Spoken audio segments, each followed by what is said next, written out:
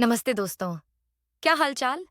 मैं हूं आपका होस्ट और आज मैं आपके लिए लेकर आया हूं आपके पसंदीदा सीरियल पति ब्रह्मचारी के आज के एपिसोड का सुपर डिटेल्ड धमाकेदार रिव्यू। जिसने भी आज का एपिसोड मिस किया, कसम से बहुत कुछ मिस कर दिया।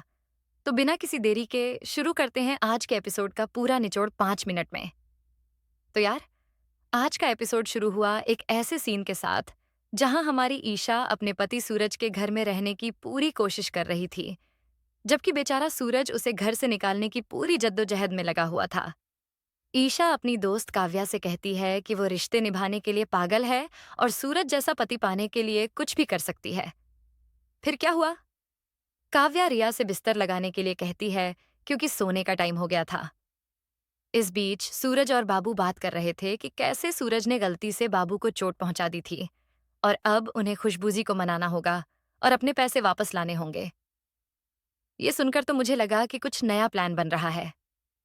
रिया को चिंता थी कि उसे नौकरी मिलेगी या नहीं और वो आरव को मैसेज करने के बारे में सोच रही थी।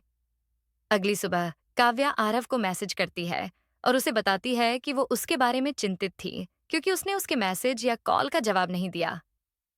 आरव उसे बताता है कि वो ठीक है और उसे कुछ जरूरी काम है, इसलिए वो बाद में बात करेगा। आरव को एक बिजनेस लंच के लिए एक प्रपोजल भी मिलता है। और फिर आया आज का सबसे बड़ा ड्रामा। घर में बहुओं के मायके से भोग प्रसाद का थाल आता है। मोनिका का थाल पुराना सामान होने के कारण उसकी सास उसे ताना मारती है, पर तभी हमारी ईशा अपना थाल लेकर आती है जिसमें ढेर सारा सामान होता है और कहती है कि उसने खुद को इस घर की बहू मान लिया है। मोनिका और बिंदिया ईशा के थाल को देखकर हैरान रह जाती हैं।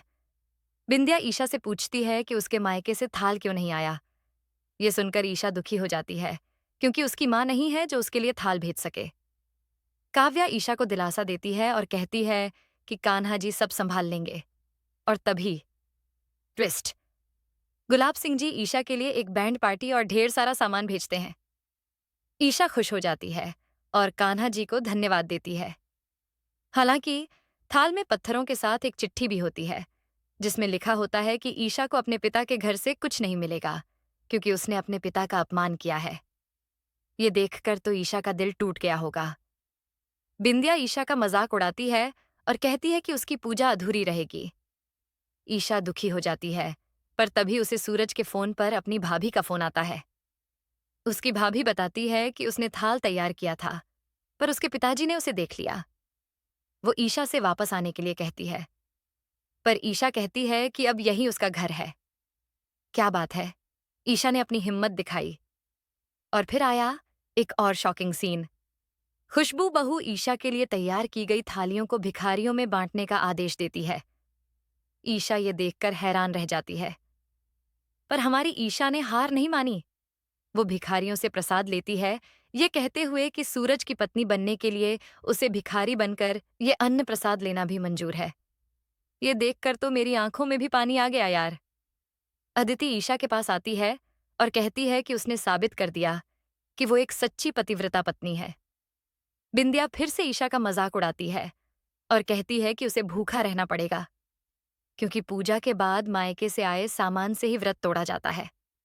पर अदिति बिंदिया को बताती है कि ईशा की पूजा भी पूरी होगी और वो अपने मायके से लाए सामान से अपना व्रत भी तोड़ेगी। और एपिसोड के एंड में ईशा बहुत ही पावरफुल डायलॉग बोलती है। वो कहती है कि अगर मन में सच्ची लगन और सच्ची श्रद्धा हो तो भगवान खुद रास्ता दिखाते हैं। तो दोस्तों, ये था पति ब्रह्मचारी के आज के एपिसोड का मेरा पूरा 5 मिनट का रिकैप। आज का एपिसोड ड्रामे, इमोशन और ईशा की अटूट श्रद्धा से भरा था। ईशा ने दिखा दिया कि वो कितनी स्ट्रांग है और किसी भी मुश्किल का सामना कर सकती है। अब देखना यह है कि आगे क्या होगा। आपको कैसा लगा ये एपिसोड? मुझे कमेंट्स में जरूर बताना। और हाँ, ऐसे ही धमाकेदार रिव्यूज के लिए चैनल को सब्सक्राइब करना मत भूलना और इस वीडियो को एक बड़ा सा लाइक भी दे देना।